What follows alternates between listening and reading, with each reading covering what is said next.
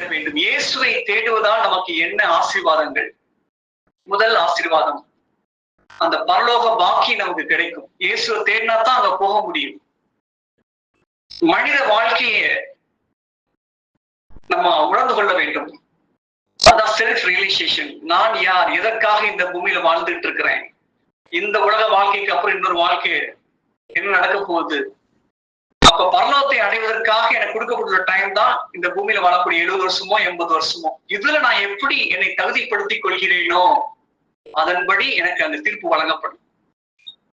அந்த சிந்தனை உள்ளவங்க டெய்லி எந்திரிக்கும் போது, காலையில் எந்திரிக்கும் போது அவங்களுக்கு வரக்கூடிய சிந்தனை, இன்னும் நான் கொஞ்சம் ஏசப்பாவை நெருங்கி போகணும், இன்னும் அந்த பரலோகத்தை நெருங்கி போகணும், அதுக்கு நான் என்ன செய்யணும் என்ன செய்யணும் என்ன செய்யணும், அதைத்தான் என்ன பண்ணுவாங்க, மனசுல ஓடிக்கிட்டே இருக்கு அவங்களுக்கு. அதான் ஞானம் உள்ளவர்கள் அந்த உணர்வை அடைவதில் கருத்தா இருப்பார்களாம். நாலாபுரமும் அவன் சிந்தனை சிதறி போகாது என்று சொல்வார். அப்ப மனித வாழ்க்கை அப்படிங்கிறது பரலோகத்தை அடைவதற்காக நம்ம கொடுக்கப்பட்டுள்ள டைம் 70 வருஷமோ 80 வருஷமோ. அதுக்குள்ள நம்ம என்ன பண்ணணும் பாத்து, நம்ம அதுக்காக நம்மளை ஆயத்தப்படுத்திக்கணும், தகுதிப்படுத்திக்கணும். அவங்கதான் ஞானவான்கள். ஆனா ஒரு சில மக்கள் என்ன நினைக்கிறாங்க, அனுபவி ராஜா அனுபவி, நல்லா இந்த உலக இன்பங்கள் என்ன பண்ண, நல்லா அனுபவிக்கிறதுக்கு தான் ஆண்டவர் அவனை படைச்சிருக்காரு, நல்லா என்ஜாய் பண்ணு அப்படின்னு சொல்லி என்ன பண்றாங்க, அந்த மாதிரி இருக்காங்க. அதுக்காக அல்ல, அவருடைய மாட்சியில் பங்கு கொள்ளும்படியாக நம்மளை அழைச்சிருக்காரு. நம்ம எல்லாம் ஒரு நாள் அவரோடு நம்ம என்ன பண்ணணும், நித்தியமா அவரோடு இருக்கணும், கோடான கோடி வருஷம் அவரோடு இருக்கணும். அதுக்காக இங்க நம்ம பூமியில வச்சு டெஸ்ட் பண்றாரு. நம்ம எப்படி இந்த காலகட்டத்துக்குள்ள நம்ம எப்படி படைத்தவரை நாம் சூஸ் பண்றோமா, இல்ல படைப்புகளை நாம் சூஸ் பண்றோமா? Creator or creation.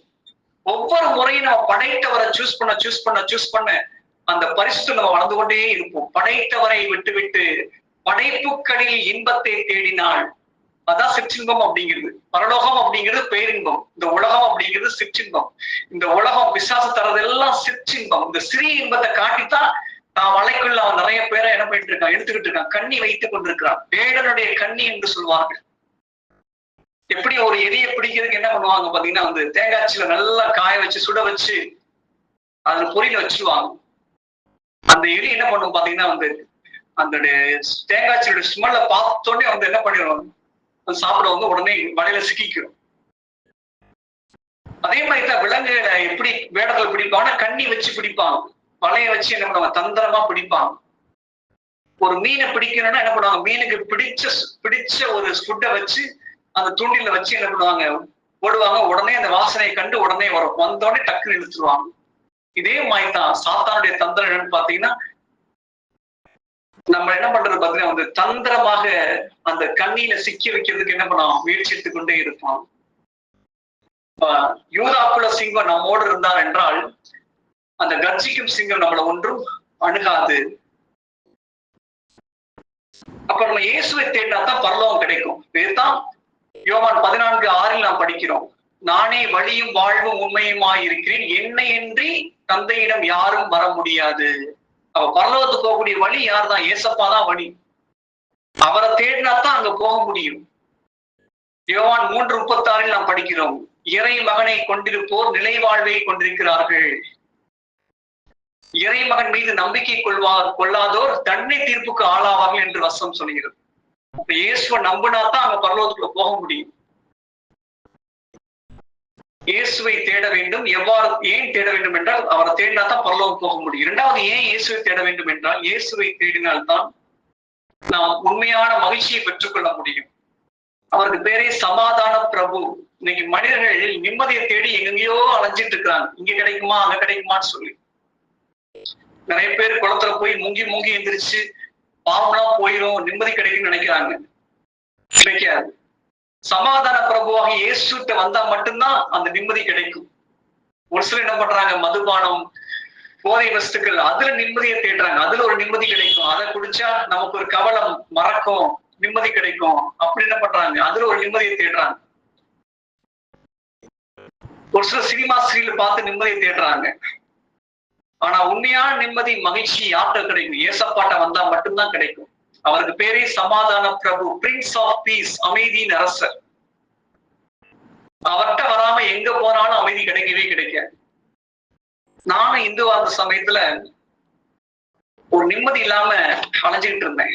இந்த உலகம் தரக்கூடிய சிற்றின்பங்களை தேடிட்டு இருந்தேன். எதுலையுமே எனக்கு நிறைவே கிடைக்கல. ஒரு வெறுமை இருந்துகிட்டே இருந்தது, ஒரு எம்டினஸ் இருந்துகிட்டே இருந்துச்சு. எதை வச்சு நிரப்புனாலும் அது திருப்தி ஆகாதுங்களே. அதுதான் எம்டினஸ், வாய்டுன்னு சொல்லுவாங்க. ஆனா எப்ப இயேசுவை கண்டு கொண்டேனோ, மகாராஜாவை கண்டு கொண்டேனோ, அதுக்கப்புறம் என்னுடைய தேடல் எல்லாத்துக்கும் ஒரு முற்றுப்புள்ளி வந்துருச்சு. இறைவார்த்தையில நான் கேட்ட எல்லா கேள்விகளுக்கும் பதில் ஆண்டவர்ல வச்சிருந்தார். இதைத்தான் புனித அகஸ்தீனர் அருமையாக சொல்வார். இறைவா, என் உள்ளம் உமக்காக படைக்கப்பட்டிருக்கிறது, அது உண்மை அடைந்தால் அன்றி ஒருபோதும் அது நிறைவு பெறவே பெறாது. கடவுள் ஒவ்வொரு மனிதனையும் படைக்கும் போதே அவங்க உள்ளத்துல ஒரு ஒருமையை வச்சிருக்காரு. பர்பஸ்ஃபுல்லா ஏன் வச்சிருக்காருன்னா, அது கடவுள் ஒருவரால் மட்டும்தான் நிரப்ப முடியுமே தவிர, கடவுளை தவிர நாம் எதை வச்சு நிரப்பினாலும் அங்க நிரப்பவே முடியாது. அது வெறுமையாத்தான் இருக்கும், ஒரு திருப்தி கொடுக்கவே கொடுக்காது. இன்னைக்கு அதை அறியாமல் மக்கள் உலகப்புறமான காரியங்களை வச்சு நிரப்புறாங்க. அது மென்மேலும் வெற்றிடத்தை தான் உண்டாக்கும். அப்ப இயேசுவை தேடினா தான் உண்மையான மகிழ்ச்சி கிடைக்கும். எஸ்ஐயா 9:6 நாம் படிக்கிறோம். அவருக்கு பேரே வலிமைமிகு இறைவன், என்றும் உள்ள தந்தை, அமைதியின் அரசர், ஆலோசனை கர்த்தர், வியத்தகு ஆலோசகர் என்று அவருக்கு பல பேர் இருக்கு. இந்த உலகம் தர முடியாத சமாதானத்தை நான் உங்களுக்கு தருவேன் என்று ஆண்டவர் சொல்றார். அதான் ஒரு மனிதர் ஒரு சைக்காலஜி டாக்டர்கிட்ட போய் கேட்டாராம், மனநல மருத்துவர்கிட்ட, எனக்கு நிம்மதியே இல்லை டாக்டர், எனக்கு ஏதாவது ஆலோசனை தாங்கன்னு சொல்லி கேட்டாராம். அப்ப அந்த டாக்டர் சொன்னாராம், பக்கத்துல ஒரு சர்க்கஸ் நடந்துட்டு இருக்குங்க, அங்க கோமாளி என்ன பண்றாரு, வர்றவங்களை பூரா சிரிக்க வச்சிட்டு இருக்காரு, நீங்களும் போய் கொஞ்சம் உட்காந்துட்டு வாங்க, உங்க கவலையெல்லாம் போயிடும், மகிழ்ச்சியா இருப்பீங்கன்னு சொன்னாங்க.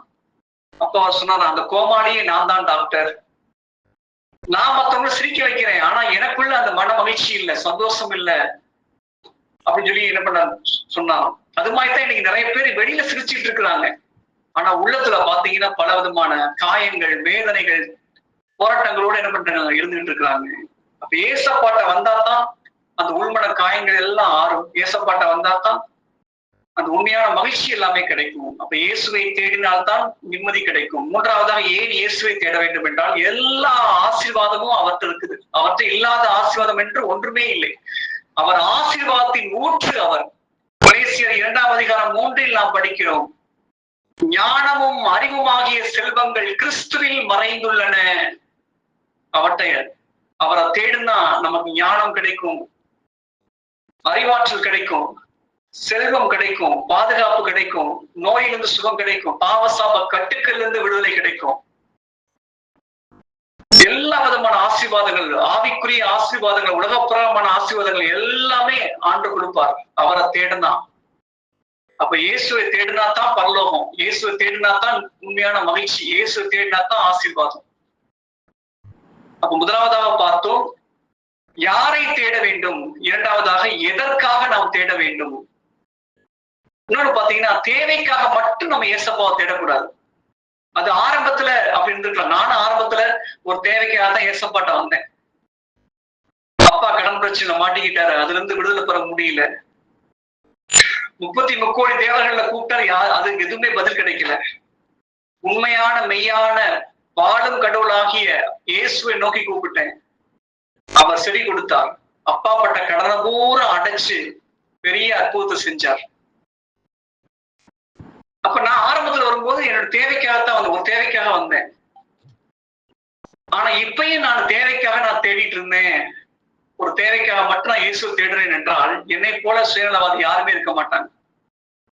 அதனாலதான் வசனம் எச்சரிக்கிறது. 1 கொரிந்தியர் 15:19 கூறுகிறது, கிறிஸ்துவிடம் நாம் கொண்டுள்ள எதிர்நோக்கு, கிறிஸ்துவை தேடக்கூடிய தேடல் இம்மைக்குரிய காரியத்துக்காக மாத்திரம் இருந்தது என்றால், இவ்வுலகத்திற்காக மாத்திரம் இருந்தது என்றால், மற்ற எல்லாரையும் விட நாம் இறங்குதற்குரியவராய் இருப்போம், பரிதாபத்துக்குரியவர்களாக இருப்போம் என்று வசனம் நமக்கு எச்சரிக்கிறது.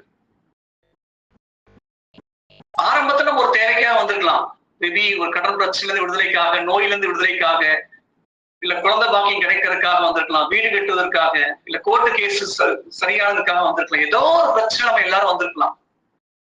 ஆனால் நாளடைவுல நம்ம அவருடைய உறவுல நம்ம வளரணும். தேவைக்காக மட்டும் நம்ம அவரை போய் தேடக்கூடாது. அப்பா பிள்ளைங்கிற உறவோடு நம்ம போகணும். அந்த உறவை ஆண்டு எதிர்பார்க்கிறார். அந்த உறவுக்குள்ள நம்ம வந்துட்டோம் அப்படின்னா தேவைக்காக நம்ம போக மாட்டோம். என் தேவையே நீங்க தான் ஆண்டவரே. அதுதான் அருமையான ஒரு பாடல். என் தேவையே சொல்லி சொல்லி உம்மை துக்கப்படுத்த மாட்டேன், என் தேவையே நீங்க தான். பாருங்க எவ்வளவு அருமையான பாடல் பாருங்க. என்னுடைய தேவையை சொல்லி சொல்லி நம்ம துக்கப்படுத்த மாட்டேன் ஆண்டவரே. இன்னும் பல வருஷங்களாகி இன்னும் எனக்கு இது வேணும் அது வேணும்னு சொல்லி மளிகை கடை லிஸ்ட் மாதிரி உலகப்பிரமான காரியத்துக்காக நான் அப்படின்னு சொல்ல மாட்டேன் ஆண்டவர். என் தேவையே நீங்க தான்ப்பா, நீங்க இருந்தா எல்லாமே இருக்கும் ஆண்டவரே. அதுதான் அப்பா பிள்ளைங்கிற ரிலேஷன்ஷிப். அந்த உறவோடு நம்ம அவரை தேடணும்.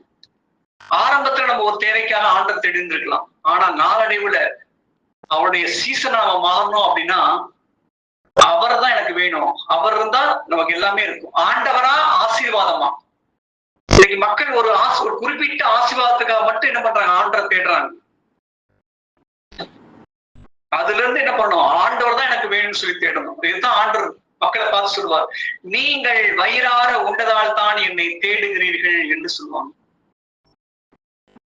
பிலிப்பியர் 2:21 சொல்லப்படுகிறது, எல்லாரும் தங்களுக்குரியவற்றையே தங்களை சார்ந்தவற்றையே தேடுகிறார்களே தவிர கிறிஸ்துவை சார்ந்தவற்றை தேடுவதில்லை என்று மிக வருத்தமான ஒரு வசனம். ஆக்சுவலா நான் எனக்கு என்ன ஆதாயம் கிடைக்குன்னு சொல்லி தங்களத்தோடு தேடுறதை விட்டுட்டு கிறிஸ்துவை அப்பா பிள்ளை உறவோடு நம்ம என்ன பண்ணணும், ஆசை ஆசையா தாகமா தேடணும். அதான் ஒரு வீட்டுல ஒரு பையன் அவங்க அப்பாட்ட போய் எனக்கு சொத்தை எழுத்தாங்க, அந்த வீட்டை எழுத்தாங்கன்னு சொல்லிட்டு இருந்தாங்க. அப்பதான் அந்த அப்பா அந்த பையனை பார்த்து கேட்டாங்க, உன் அப்பா மேல உனக்கு கொஞ்சம் கூட ஆசை இல்லையாடா, எப்ப பார்த்தாலும் சொத்தை எழுதித்தா வீட்டை எழுதித்தா இதுதான் கேட்கறீங்க, என்னைக்காவது ஆசை ஆசையா வந்து அப்பா நல்லா இருக்கீங்களா, உடம்பு எப்படி இருக்குது, இவங்க வெளியே கூட்டு போவோம், இப்படி ஏதாவது பாசமா பேசிருக்கியாடா, ஏன்டா எப்ப பார்த்தாலும் இது எழுதித்தா அதுதான் இது கேட்டுட்டு இருக்கேன்னு சொல்லி கேட்டாராம். அது மாதிரிதான் ஒவ்வொரு முறையும் நம்ம ஏசப்பாட்ட போகும்போது எனக்கு அது வேணும் ஆண்டவரே இது வேணும் ஆண்டவரேன்னு சொல்லி உலகத்தையே சொல்லிட்டு இருந்தோம்னா, ஆண்டவரே எங்களோட மனம் விட்டு பேசும் மகளே, அந்த ரிலேஷன்ஷிப் ஆண்டு எதிர்பார்க்க, உறவை எதிர்பார்க்கிறார். அண்ணால் எப்படி உள்ளத்துல இருந்தது எல்லாம் கொட்டினாங்க, அது மாதிரி நம்ம என்ன பண்ண அவட்ட வந்து பேசணும். மூன்றாவதாக நாம் இயேசுவை எப்படி தேட வேண்டும்? ஃபர்ஸ்ட் பார்த்தோம் யாரை தேட வேண்டும், எதை தேட வேண்டும். இரண்டாவதாக எதற்காக நாம் தேட வேண்டும், ஏன் தேட வேண்டும் என்று பார்த்தோம். மூன்றாவதாக எப்படி நாம் இயேசுவை தேட வேண்டும். அதுக்கும் பைபிள்ல சொல்லப்பட்டிருக்கு எப்படி நம்ம இயேசப்பாவை தேடணும் அப்படின்னு. எரேமியா 29:13 கூறுகிறது, நீங்கள் முழு இதயத்தோடு என்னை தேடினால் என்னை கண்டடைவீர்கள். அப்ப நம்ம இயேசப்பாவை முழு இதயத்தோடு நம்ம தேடணும், அறகுறையா தேடக்கூடாது. அந்த தேடல் நம்முடைய உள்ளத்தின் ஆழத்திலிருந்து வரணும். இந்த மக்கள் உதட்டினால் என்னை போற்றுகிறார்கள், அவர்கள் உள்ளமோ என்னை விட்டு தூரமா இருக்கிறது என்று ஆண்டவர் சொல்றார். ஆண்டவர் எதை செஞ்சாலும் நம்ம உள்ளத்தை பார்ப்பார். 1 சாமுவேல் 16:7 நாம் படிக்கிறோம், மனிதன் முகத்தை பார்க்கிறான், ஆண்டவராகிய நானோ மனிதனின் உள்ளத்தை பார்க்கிறேன் என்று ஆண்டவர் சொல்றார். அப்ப நம்ம எதை செஞ்சாலும் நம்முடைய உள்ளத்தை பார்ப்பார். நம்முடைய உள்ளத்திலிருந்து இந்த பிரேயர் வருதா, இந்த உள்ளத்தின் ஆழத்திலிருந்து இந்த துதி ஆராதனை வருதா, இல்ல வெறும் உதட்டளவுல வருதா, ஆண்டவர் ஈஸியா கண்டுபிடிச்சுவார். அப்ப நம்ம ஆண்டவர் தேடக்கூடிய தேடல் முழு இதயத்தோடு இருக்கணும். அவர் அன்பு செய்து அதுவும் முழு இதயத்தோடு இருக்கணும் ஆண்டு விரும்புகிறார். லூக்கா 10:27 நாம் படிக்கிறோம், முழு இதயத்தோடு முழு மனதோடு முழு ஆற்றலோடு முழு உள்ளத்தோடு உன்னை படைத்த கடவுளை நீ அன்பு செய்வாயாக. முழு இதயத்தோடு நம்ம தேடணும். அதான் ஆண்டு எதிர்பார்க்கிறார். ஒரு சில குடும்பங்கள்ல பாத்தீங்கன்னா பிள்ளைங்க வந்து சர்ச்சைக்கு வர்றது அவங்களுக்காக அவங்க ஏசப்பாக்காக வர மாட்டாங்க, அம்மா அப்பா சொல்றாங்க அதுக்காக வர்றோம். பைபிள் படிக்கிறது அவங்களா படிக்க மாட்டாங்க, என்ன பண்ணுவாங்க, அம்மா அப்பா படிக்க சொல்றாங்க அதுக்காக படிக்கிறோம். இது அவங்களுக்கா அந்த டிசைர் அந்த லாங்கிங் வரணும். ஆக்சுவலா சொல்லி வர்றது அப்படிங்கிறது ஒரு குறிப்பிட்ட ஸ்டேஜ். அதுக்கப்புறம் பரிசுத்த ஆவியார் ஒரு மனிதனை தொட்டுட்டாருன்னு வச்சுக்கோங்களேன், அதுக்கப்புறம் யாரும் சொல்ல தேவையில்லை, அவங்களும் ஆட்டோமேட்டிக்கா என்ன பண்ண ஆரம்பிச்சுவாங்க, ஆண்டரை தேட ஆரம்பிச்சுவாங்க. இது மாதிரிதான் ஒரு அம்மா ஒரு பையன்கிட்ட சொல்லிட்டே இருந்தாங்க, டேய் பைபிள் படுறா, காலைல எழுந்துடுறா, ஜெபம் பண்றா, திருப்படி போடான்னு சொல்லி பாக்குறாங்க. அம்மா சொல்றாங்கிறதுக்காக அவன் செஞ்சுக்கிட்டே இருந்தான். ஒரு நாள் வாலிபர் கூட்டம் வருது, வாலிபர் கூடுகை போய் ஜெபம் அந்த தியானத்துக்கு போய் முடிச்சுட்டு வந்தாங்க. அதுக்கு வந்ததுக்கு அப்புறம் அந்த பையன் பாத்தீங்கன்னா அம்மா சொல்லாமலே அவன் காலைல அவனா எந்திரிக்கிறான். அவனா முட்டிகால் போட்டு ஜெபிக்கிறான், திருப்பணிக்கு போறான், பைபிள் படிக்கிறான். அம்மாவுக்கு அவ்வளவு ஒரு ஆச்சரியம், அவ்வளவு ஒரு சந்தோஷம். ஆண்டவருக்கு நன்றி செலுத்தினாங்க. எப்படி மகனே இப்படி முந்தினா சொல்லி சொல்லி செய்ய வேண்டியதா இருந்துச்சு, இதை செய்யடா அதை செய்யடான்னு சொல்லி இப்ப நீயா பண்றீங்க எப்படா அப்படிங்கிறப்ப, ஆமா அந்த அந்த வாலிபர் கூடுகையில ஆண்டவர் என்னை தொட்டாரு, பரிசுத்த ஆவியானவர் நிரப்புனாரு, என் வாழ்க்கையும் மாறிடுச்சு.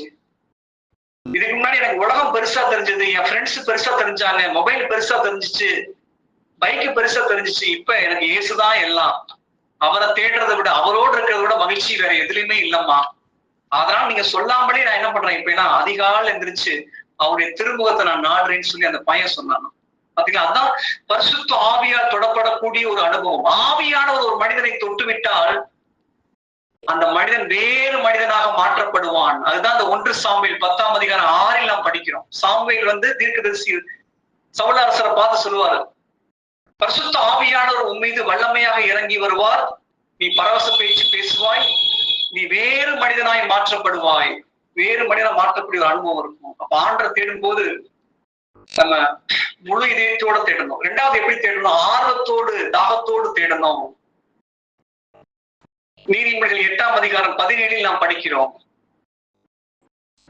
நீங்கள் ஆர்வத்தோடு என்னை தேடினால் என்னை கண்டடைவீர்கள்.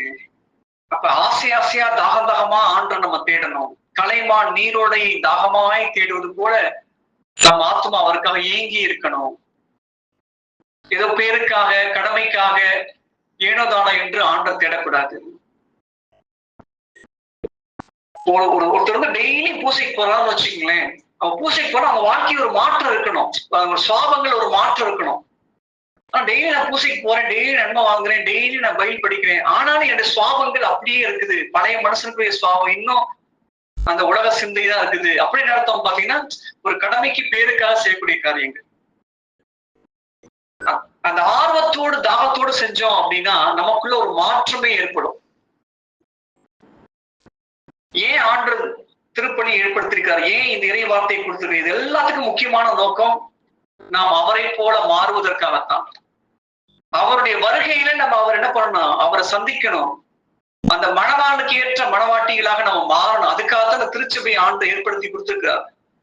திருச்சபை ஏற்படுத்தும் முக்கியமான நோக்கமே பரலோகத்துக்கு போறதுக்கு நம்ம என்ன பண்ண, ஆயத்தப்படுத்துவதற்காக, நம்முடைய ஆன்மாக்களை அலங்கரிப்பதற்காகத்தான் ஆண்டது எல்லாம் கொடுத்திருக்கார். திருவருட் சாதனங்கள், இறை வார்த்தை, பரிசுத்த ஆவியானவர் எல்லாம் கொடுப்பதன் முக்கியமான நோக்கமே பரலோகத்தை அடைவதற்காக, நம்மை தகுதிப்படுத்துவதற்காக, நம்முடைய குணாதிசயங்கள் ஒரு மாற்றம் ஏற்படுவதற்காகத்தான் என்ன பண்ணார், அவரை போல மாறுவதற்காகத்தான் என்ன பண்ணிருக்காரு, நம்ம இதெல்லாம் கொடுத்திருக்கிறார்.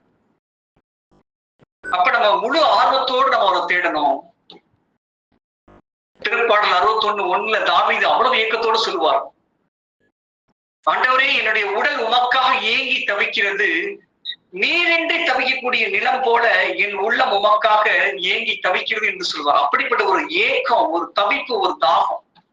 அந்த புனிதருடைய வாழ்க்கையெல்லாம் படிச்சு பார்த்தோம்னா அவங்க எல்லாம் நற்கரையை வாங்குவதற்கு முன்பாக அவ்வளவு தாகத்தோட போவாங்க, அவ்வளவு ஏக்கத்தோடு போவாங்க ஆண்டுடைய திருவிழத்தை பெற்றுக் கொள்வதற்கு. அப்படி ஒரு பசி தாகம் ஆண்டவர் மேல, அப்படிப்பட்ட ஒரு தாகத்தை ஆண்டவர் நம்ம மட்டும் எதிர்பார்க்கிறார். அப்படிப்பட்ட தாகம் நமக்கு வேணும் அப்படின்னா ஃபர்ஸ்ட் இந்த உலக பிரகாரமான தாகங்களிலிருந்து நாம் விடுதலை ஆக வேண்டும். இந்த உலக நாட்டங்கள், உலக ஈர்ப்புகள், உலக ஆசாபாசங்கள், இதுல இருந்து நம்ம விடுதலையானதான் இந்த ஆவிக்குரிய தாகம் நமக்குள்ளாக ஏற்படும். கடவுள் மீது, அவருடைய இறை வார்த்தையின் மீது, பரிசுத்த ஆவியுடைய அபிஷேகத்தின் மீது நமக்கு ஒரு தாகம் ஏற்படும். பரிசுத்த ஆவியின் அபிஷேகத்தை பெறுவதற்காக எவ்வளவு பேர் தாகமா இருந்தாங்க. ஒரு சில ஊழியருடைய வாழ்க்கையெல்லாம் படிச்சு பார்த்தா அவங்க ஆண்டோட கெஞ்சுறாங்க, நீங்க பரிசுத்த ஆவியால் என்னை அபிஷேகம் பண்ணாட்டி உங்களை நான் விட மாட்டேன் ஆண்டவரே, நான் இந்த இடத்த விட்டு போகவே மாட்டேன் ஆண்டவரே, என்னை பரிசுத்த ஆவி என்ன பண்ணுங்க, நிரப்புங்க, அபிஷேகத்தை தாங்கன்னு சொல்லி என்ன பண்ணாங்க, அப்படி வைராக்கியமா என்ன பண்ணாங்க, அவங்க இருந்த ஆண்டோட இருந்து அந்த அபிஷேகத்தை பெற்றுக்கொண்டாங்க. அப்படிப்பட்ட ஒரு தாகத்தை, ஏக்கத்தை கடவுள் நம்மிடமிருந்து எதிர்பார்க்கிறார். அப்ப ஆண்டரை தேடும்போது முழு இதயத்தோடு நம்ம தேடணும், ஆசையோடு, ஆர்வத்தோடு, தாகத்தோடு தேடணும். மூன்றாவதாக ஆண்டரை தேடும்போது உண்மையாய் நாம் அவரை தேட வேண்டும். நீதிமொழிகள் 28ஆம் அதிகாரம் 20 நாம் படிக்கிறோம், உண்மையுள்ள மனிதன் நலன்கள் பல பெறுவார்கள், பரிபூர்ண ஆசீர்வாதங்களை பெறுவார்கள், விரைவிலேயே செல்வராக பார்க்கின்றவர்கள் தண்டனைக்கு தப்ப மாட்டார்கள் என்று வசனம் நமக்கு எச்சரிக்கிறது. உண்மையா இருக்கிறவங்கள என்ன பண்ணுவாங்க, ஆண்டு என்ன பண்ணுவாரு, நிறைவாய் ஆசீர்வதிப்பார். அப்ப நம்ம தேடக்கூடிய தேடல் உண்மையா இருக்கணும், அதுல வெளிவேசம் இருக்கவே கூடாது. உங்கள் அன்பு கள்ளங்கபடமற்றதா இருப்பதாக, மாயமான இருக்கவே கூடாது. சர்ச்ல ஒரு மாதிரி, வீட்டுல ஒரு மாதிரி, ஆபீஸ்ல ஒரு மாதிரி அது இருக்கக்கூடாது. மனிதர்களை நம்ம பிரியப்படுத்தக்கூடாது, மனிதர்களுக்கு முன்பாக நம்ம நல்லவங்கள மாதிரி காட்டிக்கொள்ளக்கூடாது. அதுதான் வெளிவேசம் அப்படிங்கிறது. ஆண்டுக்கு பிடிக்காத காரியம் வெளிவேசம், மாயமானம். உண்மையா இருக்கணும், எல்லாத்திலையும் உண்மையா இருக்கணும். கணவன் மனைவிக்கு உண்மையா இருக்கணும், தொழில் செய்யக்கூடிய காரியங்கள்ல உண்மையா இருக்கணும், ஊழியத்துல உண்மையா இருக்கணும், எல்லாத்திலையும் உண்மையை எதிர்பார்க்கிறார். அப்படி உண்மையாய் நம்ம அவரை தேடணும் அப்படின்னா கண்டிப்பா அவரை கண்டுகொள்ள முடியும். ஆக இன்றைய நாள்ல நம்ம 3 காரியங்களை நம்ம பார்த்திருக்கிறோம். தேடுங்கள் கண்டடைவீர்கள். யாரை தேட வேண்டும் என்று பார்த்தோம், எப்படி நாம் தேட வேண்டும் என்பதை குறித்து நாம் பார்த்தோம், எதற்காக நாம் தேட வேண்டும் என்பதை குறித்து நாம் பார்த்தோம், எங்கே தேட வேண்டும். நம் இதயத்துக்குள்ள ஆண்டவர் இருக்கிறார். இறையாட்சி என்பது இங்கே நம்ம உள்ளத்துல ஃபர்ஸ்ட் இங்கே நம்ம தேடணும். அதான் ஒருத்தர் வந்து பாத்தீங்கன்னா சர்ச்சுக்கு முன்னாடியே வீடு, ஆனா பூசைக்கெல்லாம் போக மாட்டாரு. ஆனா வருஷத்துக்கு ஒரு தடவை எங்க போயிடுவாரு பாத்தீங்கன்னா, அந்த பாத யாத்திரைய வேளாங்கண்ணிக்கு போயிடுவாங்க. எப்படி ஆண்டு ஏற்றுக்கொள்வார்? ஞாயிற்றுக்கிழமை பூசைக்கு வர்றதே கிடையாது. ஆனா வருஷத்துக்கு ஒரு தடவை என்ன பண்றது பாத்தீங்கன்னா, வந்து நான் திருத்தலத்துக்கு போயிட்டு வரேன்னு சொல்லி என்ன பண்றது, உடனே அங்க போறது. ஆண்டை ஏற்றுக்கொள்ள மாட்டார், ஞாயிற்றுக்கிழமை பூசைக்கு வர்றதே கிடையாது. முதலாவதாக நமக்குள்ள இங்க இருக்கிற ஆண்டவர் பரிசுத்த ஆவியன் தன்னுடைய ஆலயம் நம்முடைய உடல். அப்ப நம்முடைய தேடல் ஃபர்ஸ்ட் இங்கே நம்ம தேடணும். எங்கே 2 3 என் நாமத்தில் கூடி ஜெபிக்கிறார்களோ அங்கே அவர்கள் மத்தியில் நான் இருக்கிறேன் என்று சொல்கிறார்.